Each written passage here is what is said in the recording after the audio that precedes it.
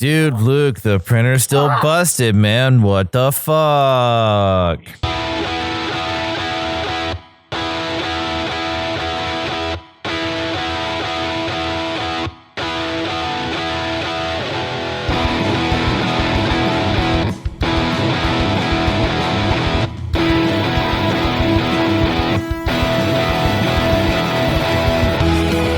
How's it going, everybody? Welcome to episode 111 of the Topless Robot podcast. My name is Ryan. I'm Dan. And I'm Kalen. And it's been a week. Oops. I accidentally cut the stream. Fortunately, I'm recording. God damn it. It's been 1 week. It has been a week of things. I want to start with Nintendo's thing, because that was like, usually they're little direct minis, they're partner directs. I don't think about too much because like it's third party stuff that, you know, sure, sometimes there's something cool, but there's not any real bombshells to be dropped or anything like that. But damn, was I wrong this week, because first off, unfortunately, we got the news that No More Heroes 3 is delayed until 2021. Because it was originally slated for 2020. But they said No More Heroes 1 and 2 would be coming to the Switch. I guess I wasn't paying very close enough attention to realize that they meant that day. So they felt fairly often with like, hey, we got this new game coming now. Yeah. And I like how they do that sometimes. I love it. Like, I had no idea No More Heroes 1 and 2 were coming to the Switch until that Direct Mini. And then I could buy them both that day? Hell yeah. So, of course, I did that because I love those games. I prefer that approach over people trying to build a hype train for something over the course of years and then having it disappoint, because it always does. I have a feeling that we might end up moving more in that direction. Because like one of the big reasons that Valve isn't in the business of making video games anymore is because people are shitty. So don't announce what you're doing, just do it and then release it. Unless you're really into death threats. Yeah. Which, you know, to break from the Nintendo thing for a moment, Cyberpunk 2077 is delayed until December 10th, and the developers have already started receiving death threats over them not releasing the game. Of course. Do you think that's going to disappoint? I don't think so. I'm not sure at this point. I think it's still going to be a good game, but I don't know. People get unrealistic expectations for things. Yeah, and so that's my thing. I usually think that anytime, whether a game's been delayed or not, if there's been enough hype around it for a certain amount of time, everyone is going to say, like, this isn't as good as we all thought it was going to be. That's why I never follow the hype trains ever. Like, I hear a game is announced and I'm like, cool, I'll hopefully remember that when it releases. And then I enjoy it. Always enjoy it, because I never get fed the lies from any of these companies because I don't listen to them. Yeah. I still think the game's going to be great, but I definitely think there's going to be people like, we waited 2 months of delays for this. Like, fuck you. I feel like I kind of had that experience with No Man's Sky, because I didn't dig as deep as a lot of people who were like excitedly waiting for this game. So when it came out, like I bought it on day one, and I still spent like 40 something hours just enjoying it. And while everyone else is complaining about all of this, you know, it doesn't do this, it doesn't do this, it doesn't do this. And I'm like, this is still pretty fun. I don't know what you're bitching about. Well, that's like a double-edged sword thing, right? Because you still have to hold the developers accountable for the things that they promised to deliver to you. And No Man's Sky failed horrendously on that. They didn't deliver much of anything that they promised.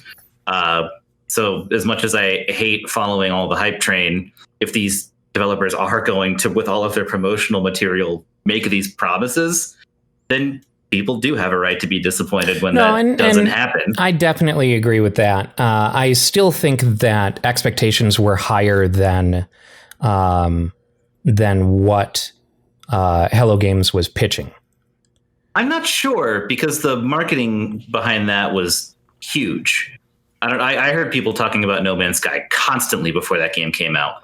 So if that wasn't their intention and it just caught fire with the communities, then that's another thing. But I always just assumed they released a huge marketing campaign for that game because I heard about it constantly. Yeah, I don't know. And at the end of the day, you know, what really matters is they definitely made good by their audience. Yes. After they released all of those updates, they made good on all of those previous promises. Yeah. And they have And games like Star Citizen, who good Lord. just keep taking money from people and have really not a whole lot to show for it. Yeah, so in cases where the action of the developer is genuinely like borderline predatory, then maybe don't give them a pass on that. Sure. There's a balance. That's Star when Citizen threats are okay. Yeah. No, they're never okay. I'm mad, but you can't send death threats. Yeah, no. It's still a video game. I don't give a still shit a how video game, disappointed you are or how fucked over you got. They took your money. You didn't get what you expected. Not an excuse. $60 isn't worth death. A wasted $60 is not worth a death threat. You gave them your money, motherfucker. And I do have to say, since we brought up Star Citizen, that's a unique case because I know a lot of people who, I'm not denying the predatory behavior of the people who are making that game, quote unquote, making at this point. But I also know someone who was dumb enough to give literally thousands of dollars to that before, well, it's still not out, but when it was in its infancy, thousands of dollars in ships. Oh, you mean basically 10 years ago when it was in its infancy? Yeah, exactly. For a ship in a game. For several ships. Yeah. And as shitty as it is for that developer not to do anything good with the game, I also said, you're a fucking idiot because you just gave thousands of dollars to these people before they'd given any good reason to. Yeah.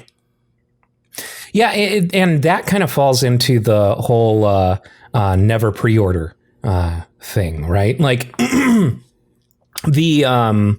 it's hard because now we live in this, world of crowdfunding and stuff like that.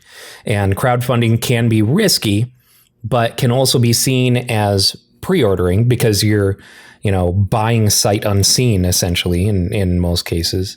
And, I pre-ordered The Fractured But Whole on the Nintendo Switch. And that game ended up had a game. Basically, if you got to a certain point in the game, you could not get any further. It would lock up, and it took them forever to fix. And in some extreme cases, it wiped your save. Ooh. Yeah. Speaking of games that take forever to fix, did they actually ever fix Bloodstained on the Switch? Was that ever a thing that they released? It is playable in portable. Docked, it looks like garbage, but it's still playable. So when I want to play it on the TV, I'll play it on Xbox because I bought it day one on the Xbox. And they're porting it to mobile now. Yes, I heard about that. They would have addressed the Switch thing. Not every. People are gonna buy it. Yeah, they are. Money on it. They definitely are. And on the one hand, I'm glad that people will buy it because I want more of that game. I just want them to develop smarter. That's another case where there were some stretch goals that didn't get satisfied in a timely fashion or at all. So procedural mode, they discovered after promising it in the campaign, was unfeasible for them to create. So they are not doing procedural. So, yeah. Did they replace that stretch goal with something else? I think a boss, or what is it? a randomizer, maybe. Okay. Like kinda, but still, it's not what they were pitching. But it's still Sure. a great game. Like, I want more in that series. That's just an unfortunate thing, is that if you plan on developing it later, you really had no way of having the foresight to know that your game engine wasn't going to be able to handle that thing. Which, that sucks. Yeah. Randomizers sound more fun than procedural generated anyway, so I think randomizers are fucking great. So Yeah. I'm excited for that. Yeah, and a Metroidvania for sure. Yeah. Absolutely. I've been. I mean, I'm sure you guys have, but have you ever watched any of the Link to the Past Super Metroid randomizers? I was just going to bring that up. I've been wanting to try that. Good luck, dude. You have to have an encyclopedic knowledge of those games, because they could put a necessary progression item tucked like somewhere in the far corner of the map that you've probably never even seen before. I have a pretty encyclopedic knowledge of Metroid, but not Link to the Past. I think some of those randomizers also like generate a code you can look at on a website if you get stuck, and you can look up where the items are. Yeah. So that way, like, you don't just have to restart a run every time you hit a brick wall. Yeah, that's good. So back to the Nintendo Direct, since we got derailed and then derailed and then derailed and then derailed. I'm good at that. The biggest surprise of that Direct by far is Control is coming out on the Switch, and Hitman 3 are coming out on the Switch. Another case where I must not have been paying very close attention to the stream. So I went back and rewatched it, and they bring no attention, none whatsoever. They don't call it out or make any direct mention of the fact that these are streaming games. Because my first reaction was, holy shit, they're bringing Control to the Switch. Like, that's going to end up having to suffer so many graphical downgrades, like well beyond Witcher 3. Yeah, like it's going to be ugly.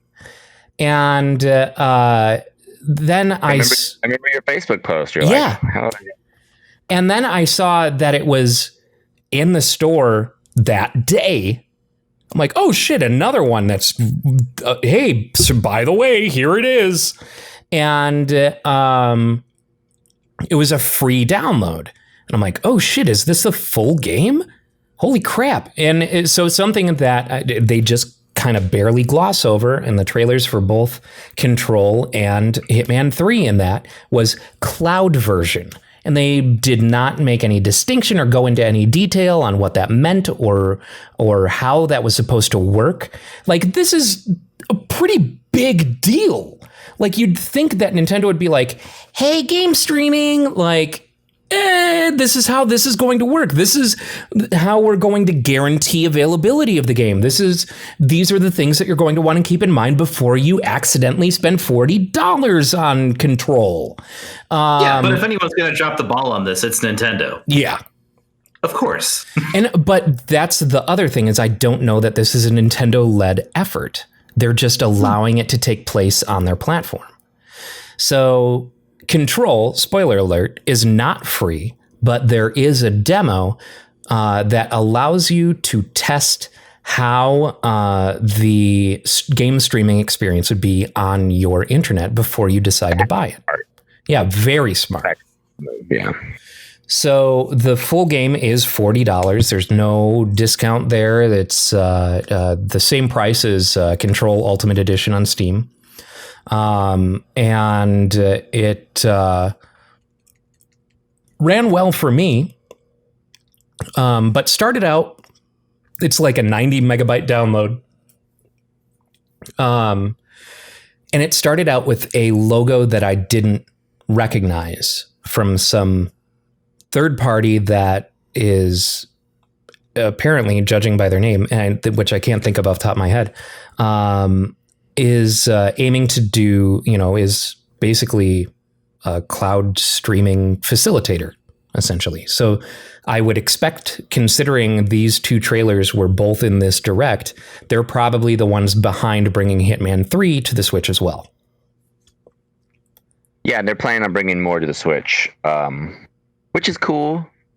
I also dig when they, do ports of games to the Switch, and I think it's kind of cool how they end up, like having to cut corners and shave things down, and to make a game, like Doom or like The Witcher fit, even though like it's not optimal. It means anyone with a hardware can play it. You don't need crazy fast internet, and it's from like a technical artistic standpoint, like those decisions that they make to enable for it to play on this little fucking dinky Switch, I think that's really cool, and I hope that it doesn't make developers complacent. They're like, oh, we'll just fucking stream it to the Switch. Right. It becomes. I have a feeling that's what's going to happen. It becomes the new where as opposed to really getting creative with the hardware and with the way that you're using it. Like, I mean, that kind of thing goes all the way back to like PlayStation 2. Like Shadow of the Colossus had no business. It was way beyond the scope of the PlayStation 2, but they got real creative with the way that they were using that hardware. Unfortunately, it was towards the end of the lifespan of that system. And by then, developers had learned a lot about how to manipulate that hardware. If this is the new route, right, where it's like, all right, we'll just set up streaming. That's fine, whatever. Then we're no longer going to see, at least I think, we're no longer going to see these really interesting technical jumps towards the end of lifespan of a system. As developers become more knowledgeable in manipulating the hardware that's available to them, it's not going to be a thing because they're just going to be lazy and be like, streaming game. I've been telling you this ever since these services were first coming out. I dread this. This is a development in gaming technology that I do not like. I don't like it. I understand how it's useful. I understand how it's probably going to be the future. But somebody who's only ever had third world internet in his life, I don't like it. Even the third world has better internet than we do. Probably, yeah. Not only slow internet, but data caps. It just makes it all like it's not something I would ever try to like. I'm interested to see how that 10-minute demo runs, which bless them for putting that. I don't know if there's any actual good firefights in the first 10 minutes of Control, which is another kind of, that game has a slow build, which is interesting. But it's good that they include that because I'm curious to see how it runs on my internet. Not because I plan on buying it, but it just as a novelty thing to see how it runs, kind of stress test my internet. But I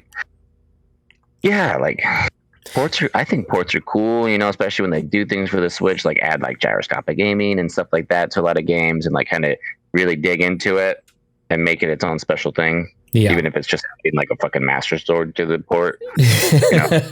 Yeah. And you guys know me, like I'm subscribed to all of the current streaming services. And it's but that's the thing is you hit on just the right word, novelty.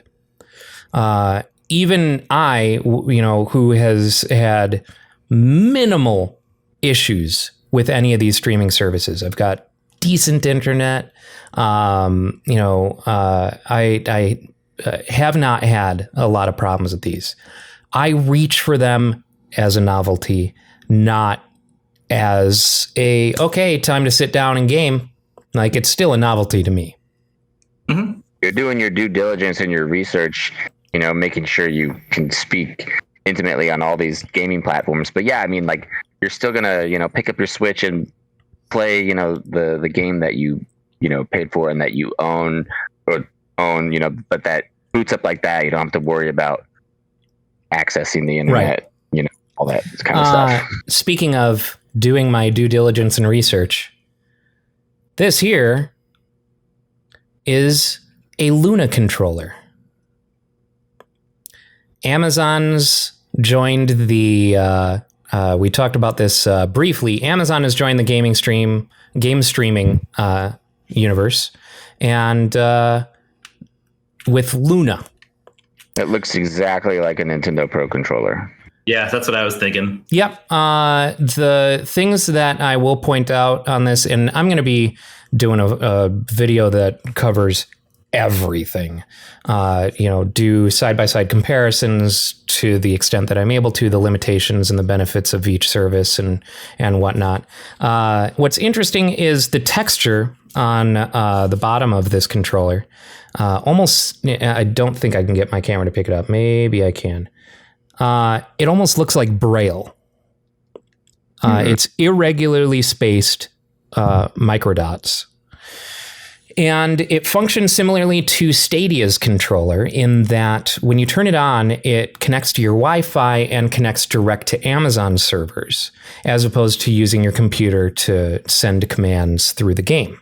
It is also compatible as a Bluetooth controller, but functions for the sake of latency. That seems to be big tech solution to input latency issues, is instead of tethering it to a computer, then sending that signal out to their servers and then have that all come back, have the controller connect direct to their servers and sync with your play session. How does it feel in your ass? What's that? I said, how does it feel in your ass? It's a little, so it takes some warming up to, right? Definitely have good lube. The microdots actually allow for some real good stimulation. Honestly, it hits cool. Very interesting. Usually it's the PlayStation controller for me. That's my go-to. But it's nice to have a substitute. On a scale of 1 to 10, how would you rate the vibration function? Like a 6. It's fine. Didn't really get me there. So Amazon already has games available to stream? And I think I kind of like Amazon's approach over other companies who are pursuing this. Amazon, as you know, has channels on Amazon Prime where you can get Shudder on Amazon Prime. It's just a channel that you add to your subscription, or AMC, or whatever. You pick these different ones and they've got channels and shows available. It seems that they're taking that same approach to video games. So the default channel is one just independent partners that they have. The games that they have available right away are, let me bring this up here. Reminds me of staying at a Howard Johnson back in the day. A Hojo. Remember they partnered with Sega Genesis back in the day? Oh, yeah, yep. Sega Channel. Sega Channel was awesome. I always wanted it. Yeah, it always sounded cooler than it probably was. Yeah. So their default subscription, this is what they have up on the library right now, is Abzu, AO Tennis 2, Atomic Run Gun Jump Gun, Blasphemous, Bloodstained Ritual of the Night, Brothers, Castlevania Collection, Contra Collection, Control, Cook Serve Delicious 3, Deponia Doomsday, Edna and Harvey, Harvey's New Eyes, Edna and Harvey the Breakout, Fury, Ghost of a Tale, Grid, Hard Reset Redux, Iconoclasts, Indivisible, Infinite Mini Golf, The Pillars of the Earth, Luminous Remastered, Metro Exodus, Obduction, Overcooked 2, R-Type Dimensions EX, Redout, Res Infinite Rhyme, River City Girls, Shadow Tactics, Shantae and the Pirate's Curse, Shantae Genie Hero Ultimate Edition, Sonic Mania, SteamWorld Dig, SteamWorld Dig 2, SteamWorld Heist, SteamWorld Quest, Tacoma, Tangle Deep, Trails of Cold Steel 3, The Mummy Demastered, Sexy Brutale, which is a great fucking game, The Surge 2, Victor Vran, Wonder Boy, The Dragons, whatever, Yoku's Island Express, Ukulele in the Impossible Layer, and Ease 8. That's everything that the Switch has, basically. I don't know. So you pay, what is a monthly subscription? You have access to all that stuff? Yes. You don't have to pay any Correct. individual. No independent. So not like Stadia, where you have to buy the game on the platform in order to use it on the platform. It's channel based. So there'll theoretically be a Ubisoft Uplay channel, which you can then add onto it and you get Ubisoft games. There can be an Activision channel, and which you subscribe to and add Activision games. So it'll be these different channels. Interesting. Yeah. So that list that you just listed off, what's that running you a month? Can't remember. $4, $5, something like that. I'll have to look into it. That's a deal. Yeah, it's not bad. It's really not bad. It runs well. The controller feels comfortable enough and familiar enough. Though the D-pad feels cheap. It feels a little weird, but pressing it feels fine. It's just the texture of the D-pad is not pleasant, and the triggers feel weird. The triggers don't go. I don't know. There's less travel than you find in. I guess I don't have another controller very close to me, but there's less travel that you find in like an Xbox controller or a PlayStation controller. Just little digital shoulder buttons. Yeah. Well, I actually think that this is probably analog because it has resist. Like you feel the push, right? It just doesn't push as far. I've always loved those long actuation distances on triggers. Like the GameCube one was meaty, and I will remember that forever. Well, that's what threw everyone for a loop playing Mario Sunshine again. Because saying you couldn't apply pressure to it, like you could.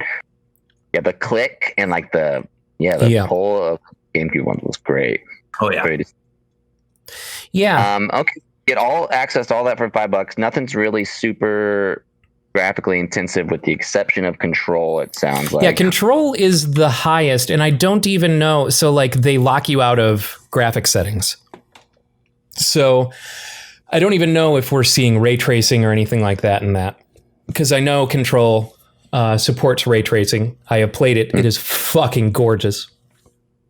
But it did look good, and it felt good to play.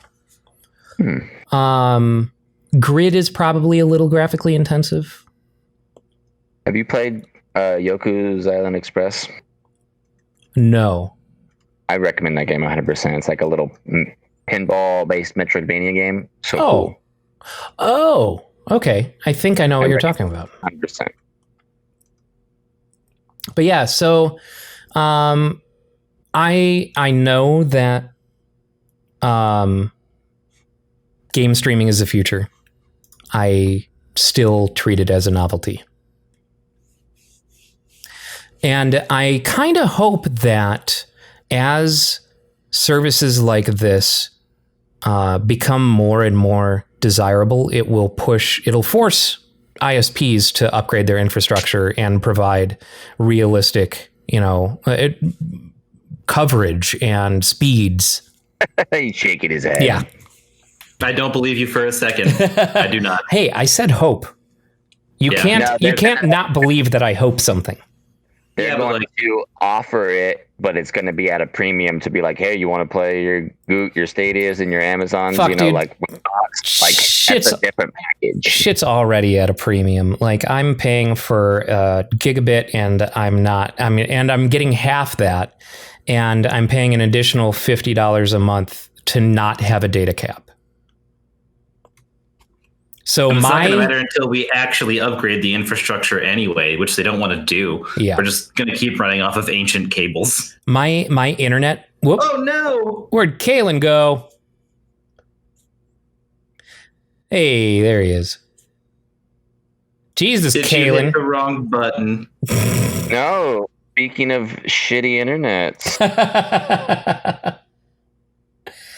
I didn't touch a goddamn thing. My monthly internet bill is $180 a month.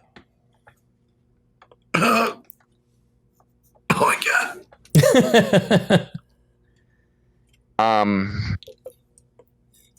I mean that.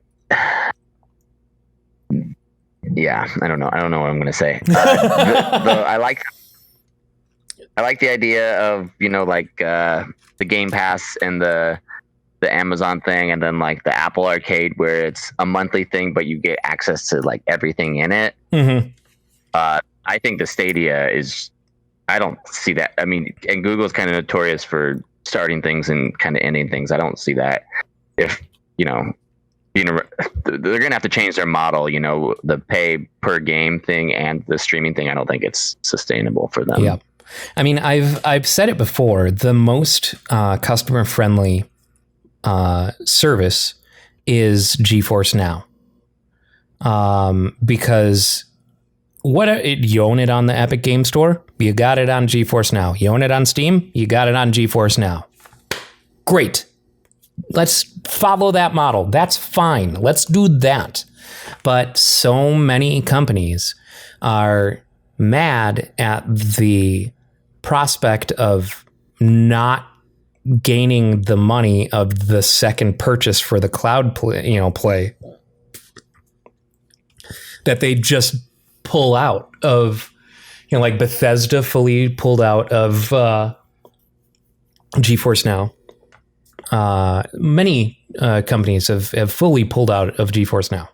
I think if you buy it on Steam, which is really the only prerequisite for playing it on GeForce Now, is owning it already on Steam, that you should have to buy it again in order to play it, to stream it. Yep. On the device. Tight. Yep. Yeah, that's just shitty. Yeah, it is.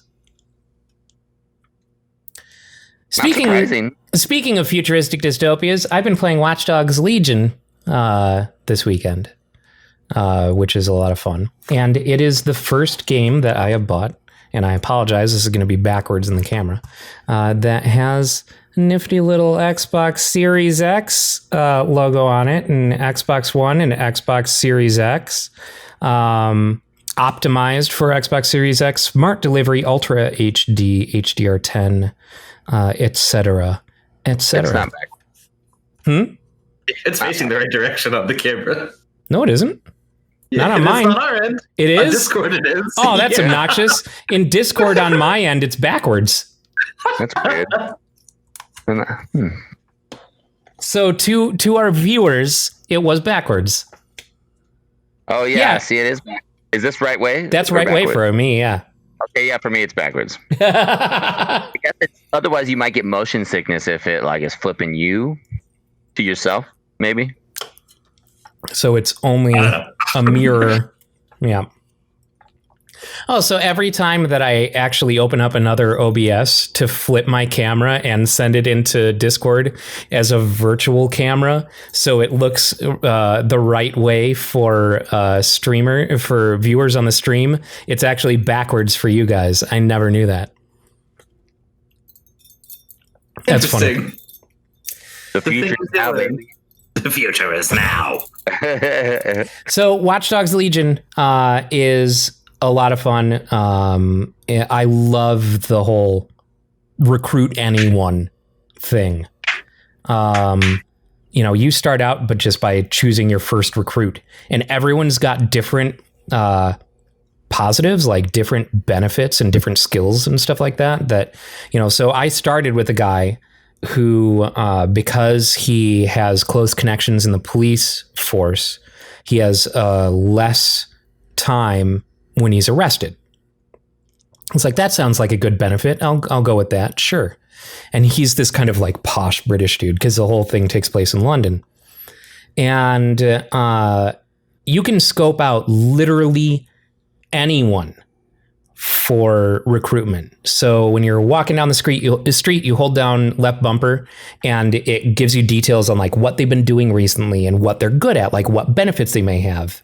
And some of those benefits may be equipment, like they own this car, they have this weapon that is associated with their profession, shit like that. But I came across a dude. It's the only one that I've found so far that was not a benefit, but a bad thing. And his was, he has some medical condition, so he's not good at sneaking because he farts all the time. Been there. So now my goal is to recruit him and see exactly what that looks like. Have you played as the professional assassin granny yet? No, I have not.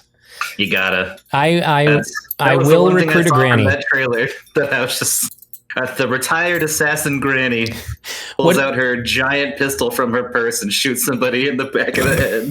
What's funny is as you're walking around the world, people who have connections with your recruits have a special icon on them. And so like I like just finished up a mission, whatever. And this old woman's walking down the street and she's got one of those icons on it. And I'm like, oh, I wonder what that means. And I kind of hover over her. And it turns out that she is the mother of the super spy who I recruited. And I could have recruited her mother as well. And if you killed her, then your super spy would be pissed. Probably. Interesting. But yeah, there's just, they put a lot of really cool attention to detail in it. Like very, very cool attention to detail. It's really pretty. And I can only imagine what it's going to look like once my Series X shows up in the mail. But man, it's like, I enjoyed Watch Dogs 1 and 2. The potential was there for just a fun fucking, techie GTA. And Watch Dogs 2 improved on that formula. Watch Dogs Legion, I think, is the way this game should have been from the get-go, where you're not a static protagonist. I mean, the whole thing has been about a hacker group, that is very clearly influenced by Anonymous in its narrative creation. It should have been this the whole time. So, sounds dope. Highly recommend it. I'm trying to remember what else happened this week. Halloween happened. What did you guys do for Halloween? Anything? I got drunk and went and scavenged candy. It was the first time I've been able to trick or treat in a while. Yeah, in what, probably 20 years? Yeah, so because people were just leaving their candy out, and I think people thought that there would be more activity than there was. So by the end of the night, like 10 o'clock, people were done trick or treating by 8, which I think is ridiculous. When I was a kid, I would go all night. But so people were done by 10, and people, there's still bowls of candy out in people's front yards that they left unattended to social distance or whatever. And a lot of them were very full. So I'm just like, well, fuck it. So doing them a favor. Yeah. We didn't get any trick-or-treaters last night. No one rang our doorbell or anything like that. We walked past. Your house is creepy though. Well, we have that big, colorful, inflatable dragon out front. We walked past the neighbor's house where they had a table set up, and it looked like they were ready to receive trick-or-treaters. But on our way back, passing the neighbor's house, they had blocked off the driveway with 2 cars, and they were having a barbecue, and they had a TV out in the driveway, and they were playing video games. So, hell yeah. Yeah, I saw some people watching horror movies. I saw a family watching Us, which I thought was interesting.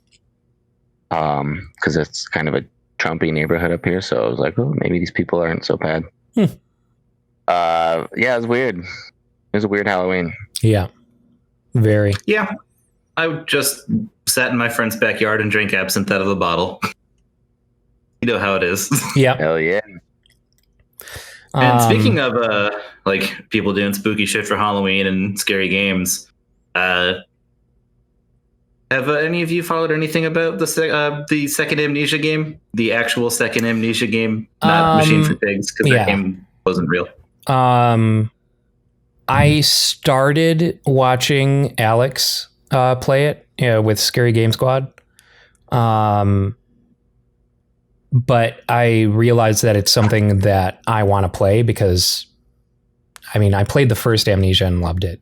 Like, I want to be able to experience this one and be surprised. I'm going to tell you right now, expect something very different from the first Amnesia. Really? Very, very different. I think they focused less on it actually being scary and more about it being heartbreaking. That game is sad. Oh. I obviously, like, I don't mind it. I love those kinds of themes in games, but I've heard some people say that some of the moments were too heart-wrenching, and like I've heard people have put down the game not because it scared them too much, but because it made them too sad. Wow. Yeah. Well, I suppose in the middle of a pandemic, we're all especially sensitive. Yeah, I would think so. You know, like we're already in a land of depression, right? You know, so I don't think we would get a different response, though. I really don't. Like, if this came out not during the pandemic, I still think like this game is that heavy. I do think people who are already going to be, I guess, soft enough to stop playing the game because of those heavy themes will have already quit. Regardless of whether or not like we're in a pandemic and the environment around us is depressing. Have you played it, or do you plan on playing it? So I might play it. I think that frustrates me about games like that is I don't think playing them is actually that gratifying. There's a lot of just walking and listening to dialogue. Sure. So they're the type of game that I much more enjoy watching somebody else play. Even if it's without commentary. If it's just the experience of the game like a movie, I almost enjoy it more than actually playing it. I really loved the first one with it basically had not exactly the insanity mechanics of, Eternal Darkness, but in the same kind of vein. And it's you are fully helpless. 100% fully. Your only option is to get the fuck out of there, Yeah. And I enjoy those horror experiences where you are truly helpless. Oh, that's definitely the case in this one. So you'll like that. I highly recommend it from everything I've seen so far. Right on. So good. I give it a glowing review without having even seen the end, because it's already hit some stuff where I'm just like, ooh, god damn, that's fucked up. Good, because I do plan on hitting that for sure. Like, Amnesia has always been one of my favorite series. Except Machine for Pigs. I never played Machine for Pigs. It's bad. Speaking of sad things, Sean Connery died. Not very sad, though. Now, was he about to be shitty? Predictable, because he was 90. Right. But also, he was a shitty woman abuser.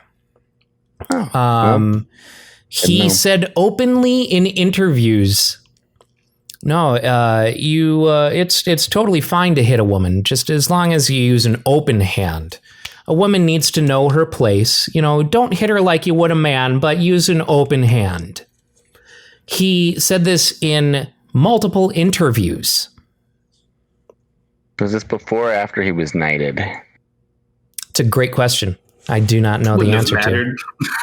Yeah. Like the upper echelon in England is riddled with good people. Yeah. This was news to me. Jasmine told me about this. I always kind of assumed that he was probably a shitty person just because of like the type. I don't know. Like he's Sean Connery, like I just kind of had a sense that he wasn't exactly woke. Like he's the fucking he's UK's Clint Eastwood. That's exactly what I would have expected. Yeah. Is Clint Eastwood not woke? No. Oh. He is Clint the Eastwood argued in movies. When was the thing that Clint Eastwood argued with an empty chair? God, I don't remember, but that was a while ago now. Yeah, it was, and it was fucking hilarious. I need to look this up now. Watching you guys. There we go. Clint Eastwood. Apparently, it was. Let's see.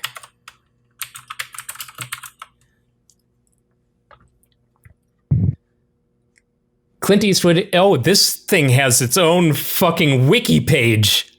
Holy shit. Clint Eastwood at the 2012 Republican National Convention.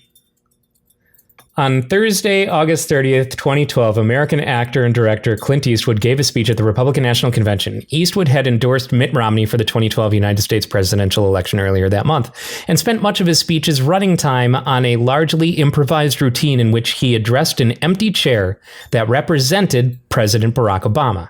The speech, broadcast in a primetime slot, was viewed live by around 30 million people. It generated many responses and much discussion.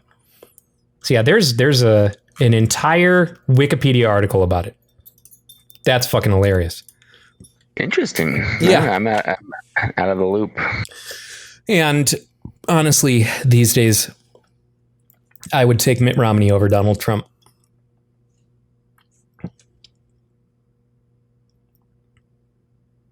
Silence. Tuesday's gonna be fun. Oh, Lord. Wednesday's gonna suck. Thursday's gonna suck. Friday's gonna suck. It's gonna suck for a while. It's reasonable to imagine that we're not going to have results this week. Which means they're going to be contested by everyone. Well, the results that we're all hoping for will, if they take longer than like a day or two, they're going to get contested hardcore, and then they're gonna. Of course, it's gonna be like what 2008 all over again. So I talked to my boss about this at work. I expressed my concern of a civil war, basically, and because my boss and I bullshit all the time. He's a great dude. He's the reason that I have Topless Robot. He doesn't think it's plausible that there would be a second civil war because the military, like that, I guess that's the end of that sentence. I know it sounded like I had more, but no, because the military. Absolutely. No, I've brought this up a million times. Whenever anyone says, we have to hold on to our guns because of such and such, I'm like, yeah, that's fine if you want to hold on to your guns. But if the military decides whose side they're on, they're just going to drone strike you. Like your rifle isn't going to save you from a tank or a drone strike or an actual deployed military force. It's funny that I was so blind to that because that's an argument that I have made regularly against, like idiots who think that they're holding onto their guns because they're going to fight off some, government. The government's got the military on their side and the military has drone. Like we have long since passed up a time where, the military and the common man were on the same page with accessibility to weapons. Yeah, the only and he and I talked, and he was like, the only reason the Civil War was even possible is because both sides were equally armed. I was like, yeah, you know what? I didn't even really think about it in that context. It's an argument that I frequently make, but not in that context. And I was like, you don't think that the military is going to pick Trump or pick that side or drop out or whatever?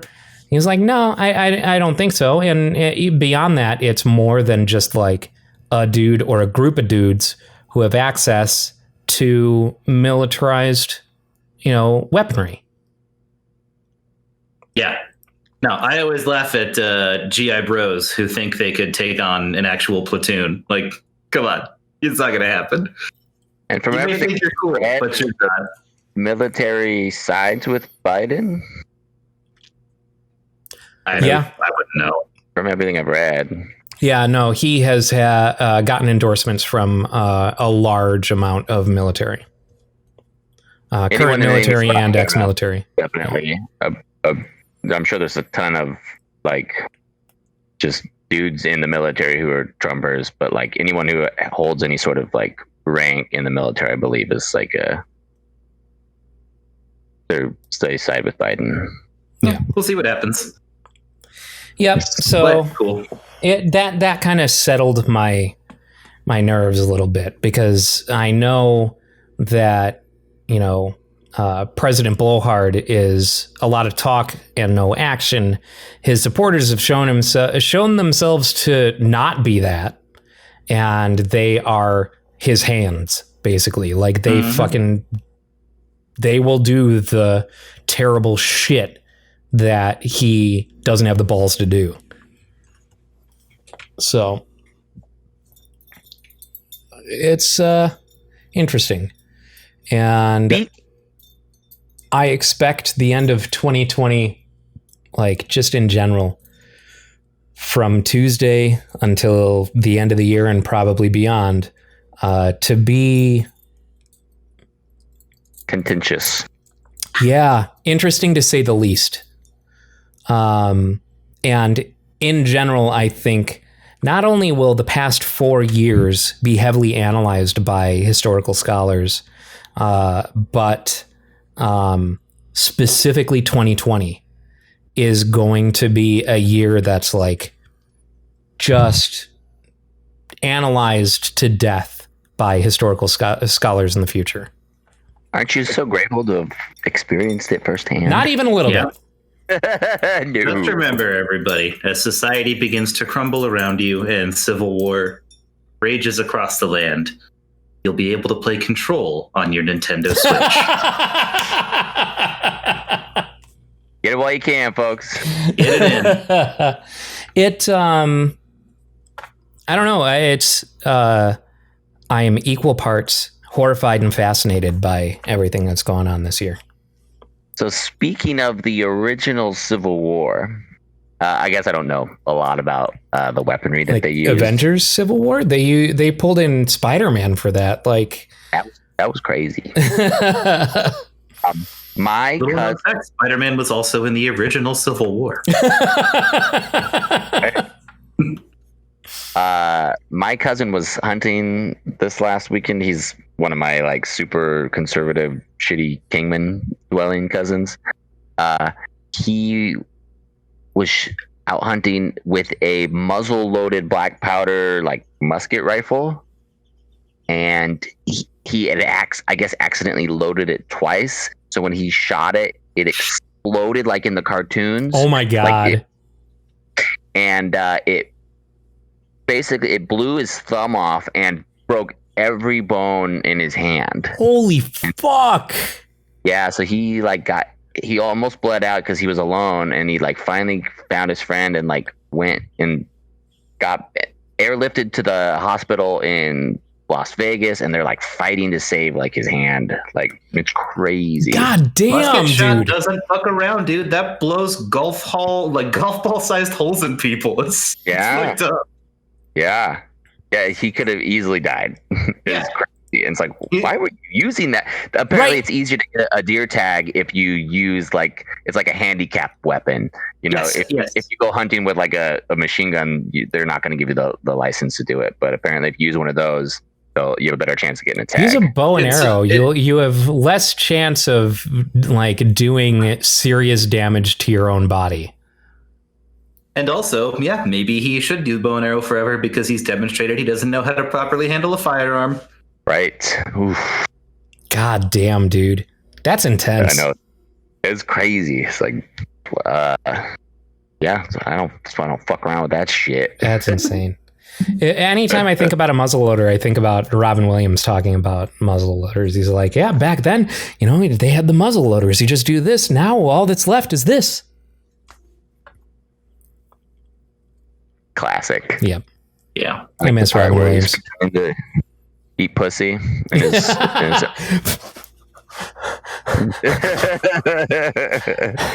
incredibly hairy arms. Yeah.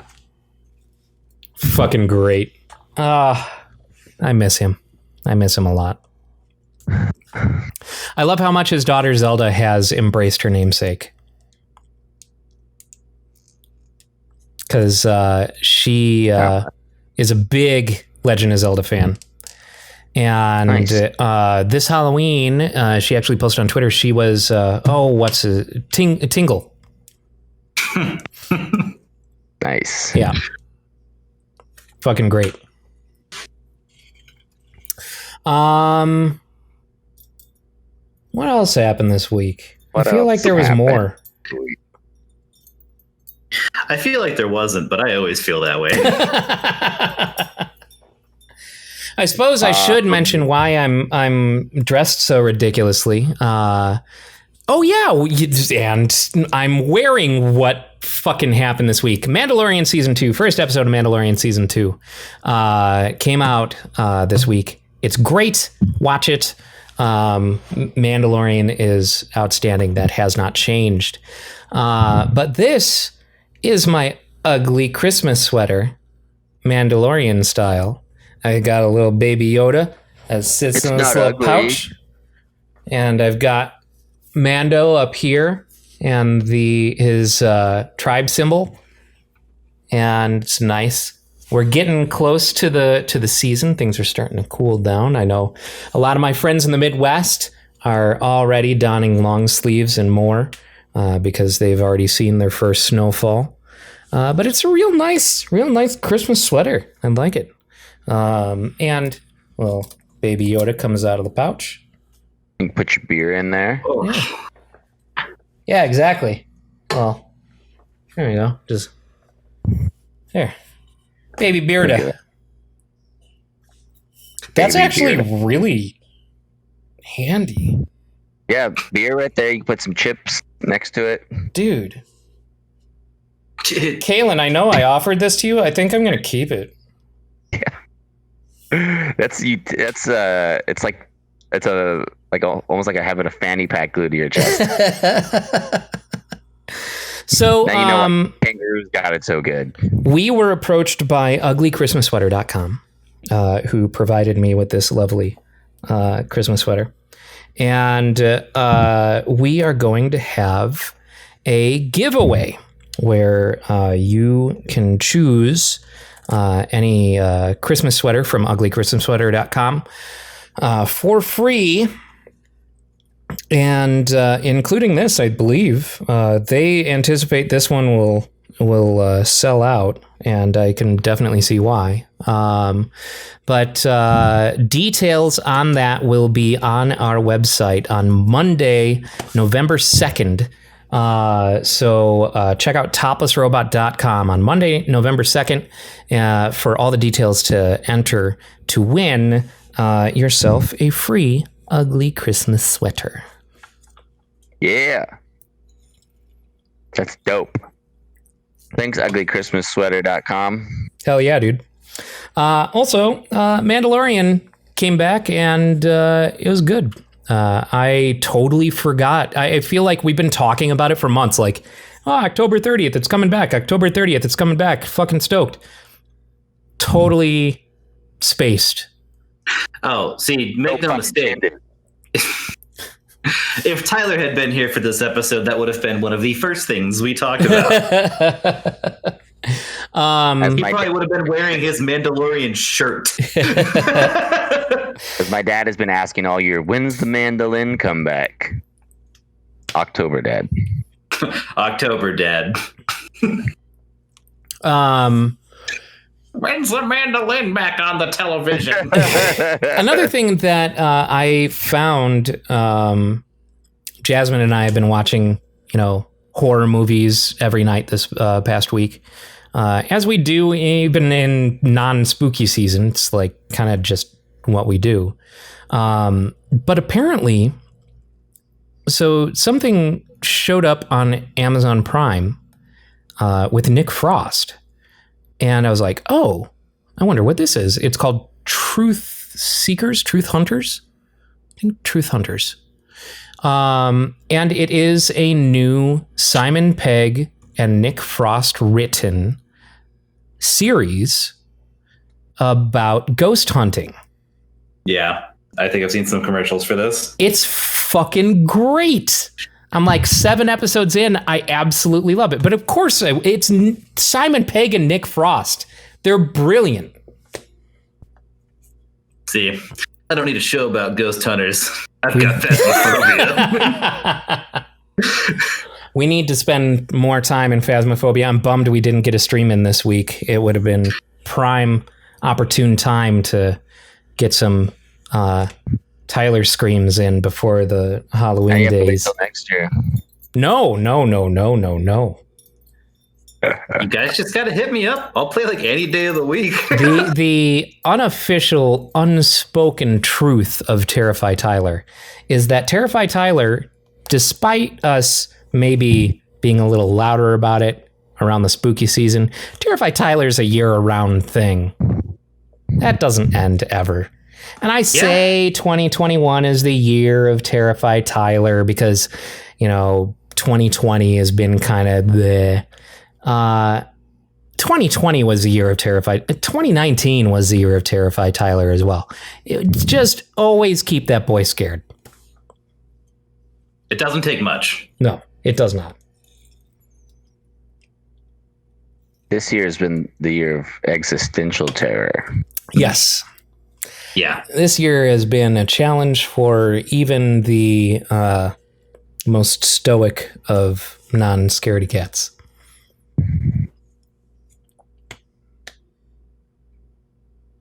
But we have gotten to the end of the episode, so what video games? Video Let gods. it end on awkward silence sometime. Just end it right there. You know what people love on podcasts? Awkward silence. You know what? Fucking maybe I'll just end it right there then, huh? Is that what you want? Why not do it? Do it, you coward. Fucking fine.